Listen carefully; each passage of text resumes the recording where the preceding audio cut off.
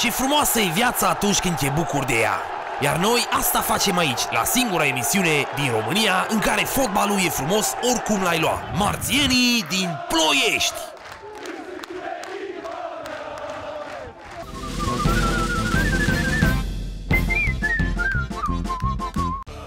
Sincer, ne pare rău pentru cei ce s-au dus în vizită la mătușa Olimpia duminica trecută. Bună, Zacusca, mătușică, da, ia ca ce-a pierdut nepotul matale. Premiera baletului Lacul Lebedelor Verzi în interpretarea trupei de balet în Ghete, Voința Sibiu. Trupa aia cu nume incredibil de lung.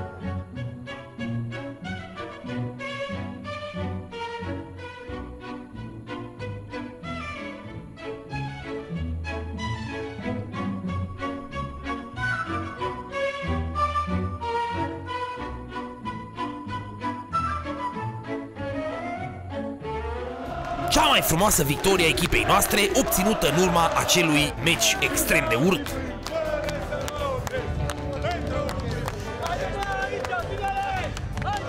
Cel mai frumos gol al campionatului marcat de David Beckham Dumitru. Reluarea obsesivă a golului la repetiții. Cine este atacantul și ce treabă are el cu fotbalul? Atacantul e atacant, de aici, să dea golul să sape. Nu? Și cadoul de ziua bărbatului care a făcut 200 de angajați ai fabricii de Bergambir mult mai fericiți. Vorba despre cardul socios, aceasta este parola. Și vreau ca acest card să-l las moștenire fiului meu când se va naște. Sunt un fan al Petrului de când m-am născut. Căci cardul de socios nu e al meu și nici al vostru. E al urmașilor voștri și al urmașilor urmașilor voștri. În vecii vecilor. Amin. Să mai bine să fim ploieșteni. Iată meniul de azi, vă rog. Cea mai slabă echipă pe care am întâlnit-o aici. Cea mai slabă! Ecouri ale meciului cu Sibiu. Noua vedetă a echipei, hip-hopperul ugandez Eugen Sishu Sepuia, într-o execuție mai tare decât execuția soților Ceaușescu. Șocul viitorului prezentat de futurologul Cristi Vlad. Șocul viitorului care la noi încă nu a ajuns. Concluzia pe care a tras-o Alvin Toffler a fost aceea că poziția de portar în echipă prezentată de marele portar al Ploieștiului, Mitică Jipa. Da, trebuie să stea puțin mai pe lung. Amintiri despre Ionel Augustin de la Dinamo în lectura prietenului Alexandru Benga. Sexul în grup, drogurile și așa mai departe. Ce se întâmplă, doctore, cu doctorul Miu? Eu vă spun că sunt sportivi care nu agrează carnea de pește, de exemplu. Atunci nu poți să-l intoxici dându-i numai carnea de pește în fiecare zi. Și multe altele. O să vedeți voi.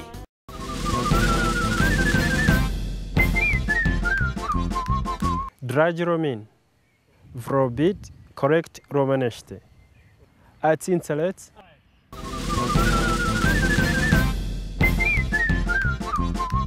La cererea telespectatorilor, reluăm o secvență din baletul ștergătorilor de nuci prestat de echipa de balerine cu legitimație de fotbalist Voința, locul 4 Sibiu.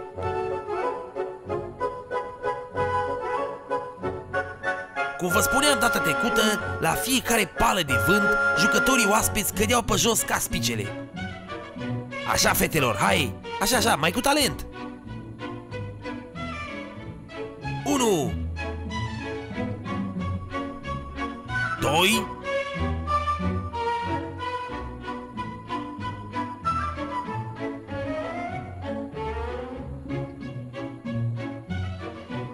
3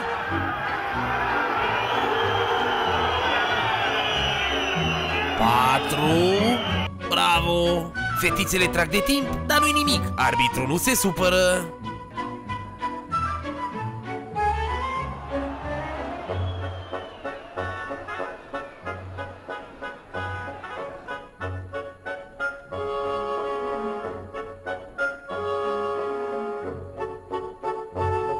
Mai mult, la un moment dat, cădeau câte doi, ca în filmele proaste. Zici că erau Stan și Bran.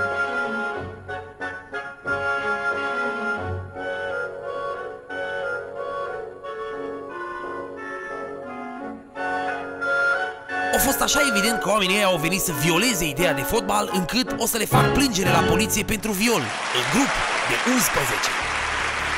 Băi, ce să fii supărați, mă, când vine costul ca 1-0? Băi, cea mai slabă echipă pe care am întâlnit aici. Cea mai slabă! La deranjat, băi! Mergem la Arad, câștigăm, venim acasă, îi batem pe Mioveni și la Oradea, până tot drumul de întoarcere, vom sărbători promovarea, ultimul merge aici acasă.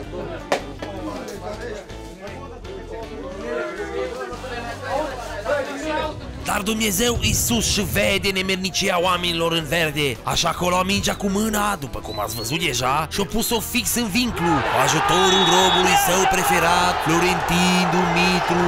Aleluia!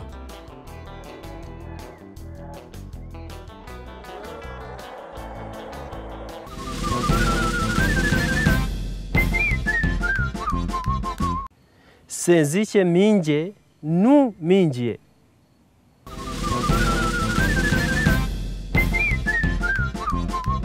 Data trecută a refăcut la antrenament golul dumnezeiesc de mai devreme.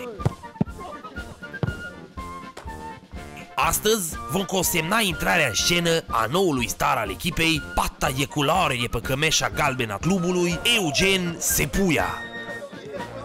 Dumnealui, în duet cu onorabilul Liviu Mihai II, a interpretat o arie creată de doi jucători la o formație grecească cu nume de muiere, Pas Gianina. Ia uitați originalul și să vedem cum a ieșit reconstituirea.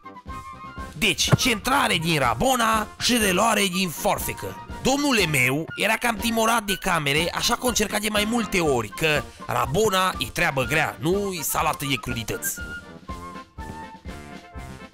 Jumătate de oameni de pe planeta asta nu pot face Rabona fără să cadă pe jos, dar îmi să centreze perfect unui negru.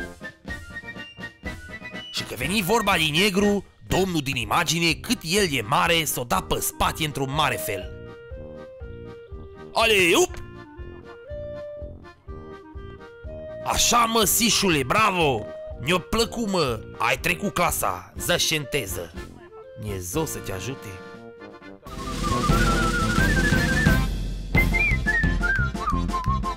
Nu se spune pioneza. Se spune pioneza.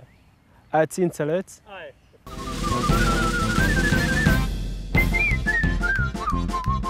Acum îl invităm în scenă pe Cristi Vlad, futurologul de serviciu, care vă va prezenta prognoza pe următorii 30 de ani. Aveți cuvântul!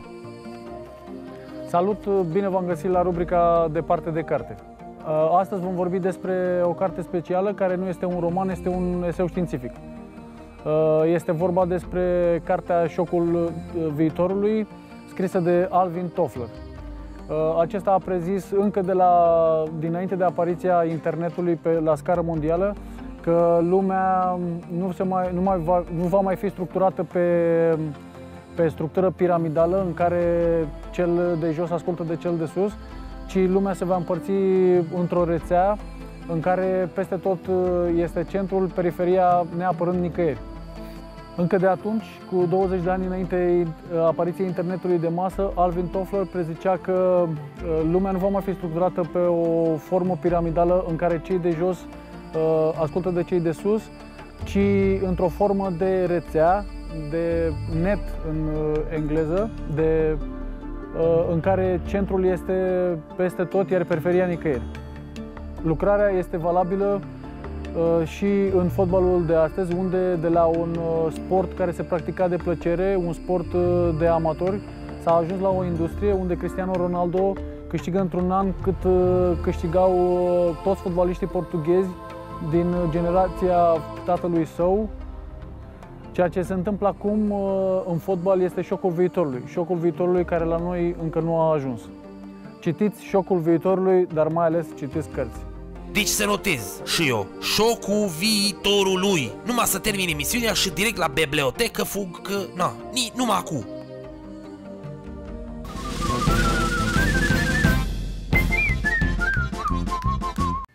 Complet, nu complet.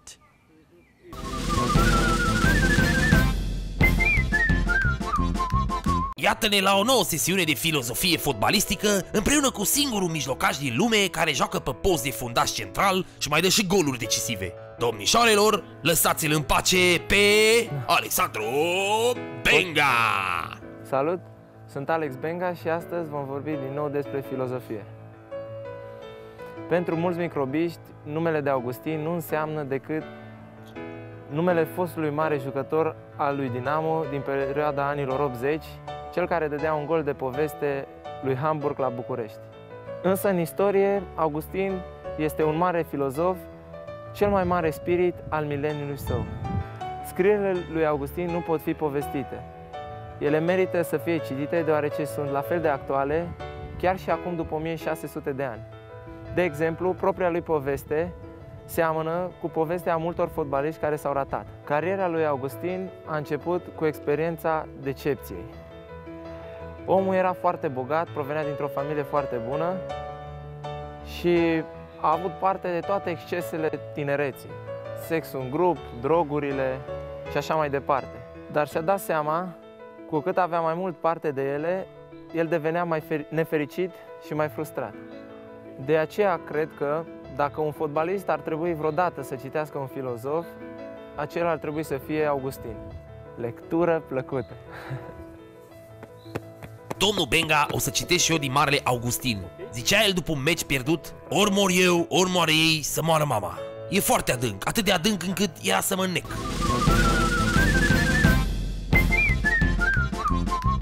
Benga Tonie grăbea că vrea să ajungă la refacere. Și atunci ne-am dus și noi la refacere să vedem ce e aia. Mai întâi să intră în duș cu apă încălzită de la soare. Că știți că noi suntem echipa verde, marțienii aristonieni, da? Adică eu m-am băgat pentru el, pentru duș și el nu sărea. Unitatea era sub control. N-ai văzut că imediat au dat înapoi? S-a văzut, totul a plecat de la... Toate ca toate, dar ce-a făcut cu golul? Toate s-a băgat drumul la tehnică și de acolo a ieșit scandal. Foarte! Mai mari? Gota! Gota! Dă bași și pleacă. Regulează să o dai pe așa. Aci Bălăescu și Oprița au făcut show. Da, asta vede. Dergălin, cea mai bună. Dergălin, number one. Prietenii știu de ce. Prietenii știu de ce?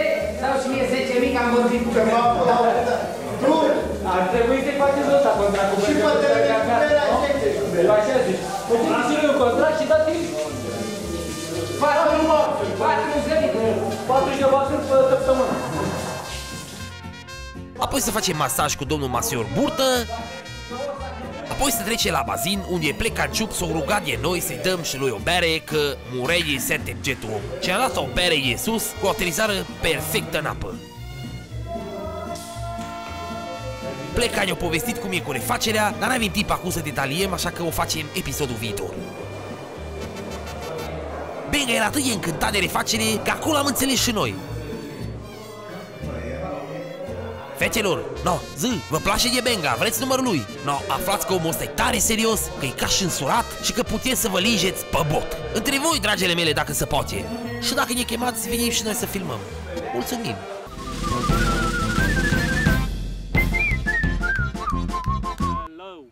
Tontalau, nu tantalau. Tantalau. Ați înțeles?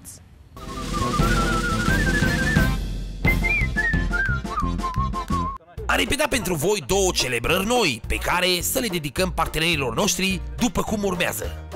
Aceasta este celebrarea care se cheamă Centrala Solară și aici autorul golului e soarele. 4 jucători sunt centrala, iar ceilalți fac duș, după cum ați văzut deja mai devreme. Nouă vă place? O facem! Cealaltă se cheamă frigiderul cu bere pentru prieteni. 4 jucători fac frigiderul, iar autorul golului împarte berea la prieteni, că merităm și noi cadouri. Nu spune pentru cine e celebrarea, dar prietenii știu cu siguranță de ce.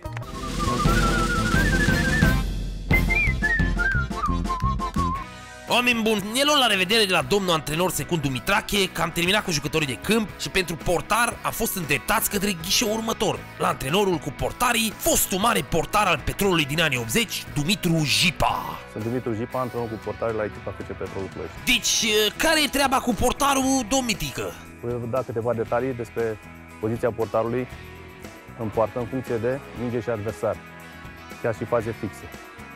În primul rând vreau să spun că portarul reprezintă 50% din echipă. Dacă este un caracter puternic, este pregătit bine și are talent.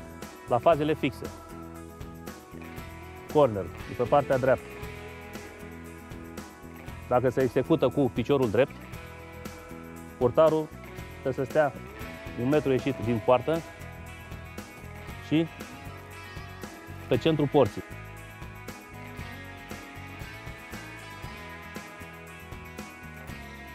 Dacă se execută cu piciorul stâng, din partea dreaptă a noastră, deci partea stângă a echipei adverse de atac, portarul nostru trebuie să stea un pic pe lung. De ce? Pentru că executând cu piciorul stâng, mingea îl ocolește, deci fuge, are o traiectorie în care fuge de adversar, deci de portar.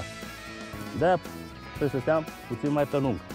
Dacă bate cu piciorul drept, cum am spus înainte, el trebuie să retragă un pic, să stea pe zonă centrală. Pentru că executând cu piciorul drept, poate dea direct în poartă. Pe asta cu cornerul nu știam. La lovituri libere, cum e?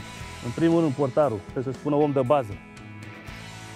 A zis, acest jucător trebuie să depășească bara, să-și asigure colțul scurt. Dacă se execută de aici, de la 18-20 de metri, el va cere cu echipierilor să intre în zid în funcție de periculozitatea mingei, a șutului. Poate să-și pună 3-4 jucători, poate să spună și 6-7 jucători în zid. Cu cât se apropie de zonă centrală și mai aproape de poartă, își va pune 6-7 jucători în zid. În situația în care este un pic lateral dreapta, portarul își așează zidul din 4 sau 5 oameni, el se va poziționa un pic mai pe lung ca să vadă mingea.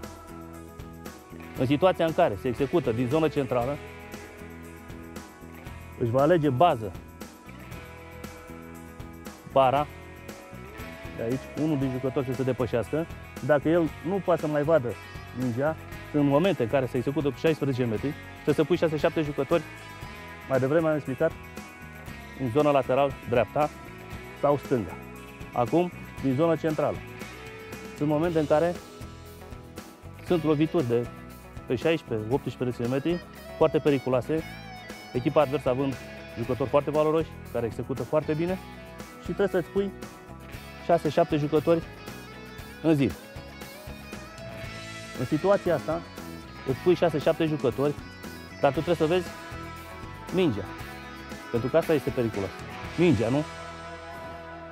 El va explica în zonă centrală aici, ori să desfacă picioarele unul din jucători, ori să se depărteze un pic din lateral, ca să poată să vadă mingea. Este foarte importantă această poziție a fundașilor centrali. Deci prin spărtura aia o da Hagi gol cu Dinamo Kievul. Bun. Păi da, dar în situația asta portarul vede mingea. La ce spuneți dumneavoastră, înseamnă că și-a poziționat 1 sau 2 cu echipieri aici Hagi. Și s-au dat la o parte. În momentul executării, lovituri libere, înseamnă că s-a dat la o parte. Și a creat spațiu liber. Dar când nu ai 1 sau 2 adversari în zidul nostru, atunci poți să spui celor 2 fundași centrali un pic să depărteze ca să vadă mingea sau să depărteze unul din ei picioarele. Mulțumim, domnul Jipa! Haideți să mai continuăm și săptămâna ailaltă, că nu intră tăche zilele în sah și nici tăte mingile în plasă.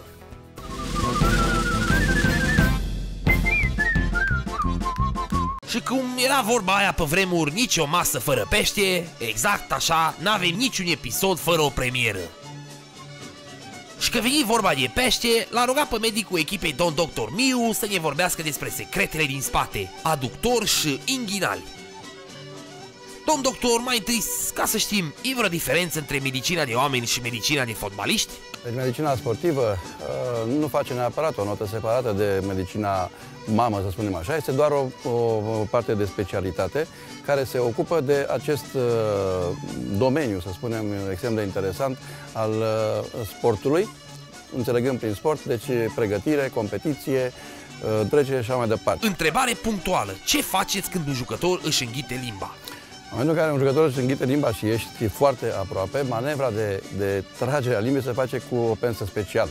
Și există acest lucru. Sigur, există și varianta ca el, în momentul în care te duci, să intre într-o stare de spasm, să spunem, al aparatului bucal și atunci trebuie să reușești să deschizi, practic, gura pentru a ajunge cu pensa la limbă și tot tragi. Bine, dar de ce își înghiți jucătorii de fotbal limba? E foame? De regulă, în urma unor traumatisme puternice, care se exercită asupra zonei capului. Vi s-a întâmplat? De multe ori. De multe ori. De cel puțin 10-12 ori. Dintre jucătorii Petrolului, care e jucătorul care a evoluat fizic cel mai mult sub îndrumarea dumneavoastră? V-aș da exemplu chiar al lui Plecanciu, care a venit din Liga 3-a și care, mă rog, trecând în etapa superioară de pregătire și făcând față rigorilor de pregătire din Liga a doua, a ajuns la un nivel de pregătire fizică bun. Sigur, avem multe exemple. În linia asta n-aș vrea să exagerez, dar vi-l dau și pe Benga, care a venit de la Brașov într-o anumită etapă de pregătire și într-un an de zile a ajuns să fie printre primii sportivi ca nivel de pregătire fizică. Dacă un jucător vine în probe, cum vă dați seama dacă trebuie ținut sau nu? Vă spuneam de anumite teste specifice. Unele sunt cu caracter pur profesional și, să spunem, mai personal. Fiecare medic are o anume gamă de teste, dar în general se setează, deci din punct de vedere somatic, deci ca sportivul să nu aibă leziuni articulare, musculare, osoase și așa mai departe, să nu aibă boli grave care pot afecta desfășurarea activității sale, care, sigur, prin diverse investigații de tip radiologic, paraclinic, biologic și așa mai departe. Sunt teste medicale specifice care ne arată iarăși dacă aceste organe funcționează normal. Sunt teste specifice pentru aparatul cardiovascular, sunt teste specifice pentru neuropsihic și așa mai departe. Deci sunt niște teste specifice. Domn doctor, vă foarte să rămână pentru anticârcelul ăla din cantonament și haideți să vedem partea a doua a interviului data viitoare. Iată ce vom vedea data viitoare la Marțienii din Ploiești, emisiunea asta care tună și fulgeră în sportul românesc, numai la sport.ro. Povestea derbiului Barcelona și Madrid, FC Petrolul și Mioveni. Filozof fotbal cu viitorul surățel Alex Benga. Soren Kierkegaard este considerat de mulți părintele existențialismului. Cărți de citit, nu de jucat, cu capitanul Cristi Vlad. Dar berea asta este pusă aici să o beau, nu să stea așa, nu? Execuție mare rafinament cu atacanții noștri, ăia câți ori mai rămas. Și partea a doua a interviului cu domn doctor. Ori sportivul de performanță nu poate fi pus în egalitate cu un om obișnuit. Despre portar și mașinile lor zburătoare. Și multe altele. O să vedeți voi data viitoare de nu o să puteți duce cu spatele. Vă mulțumesc mult, dragii moșului. Cosmin Tudoran vă salutat și vă urează duminică plăcută, după sarmale.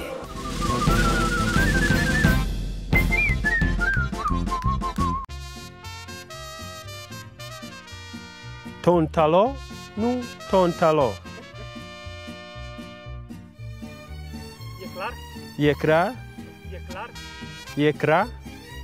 E clar? Hipercorectitudine. Hipocorecti... Hipercorectitudine.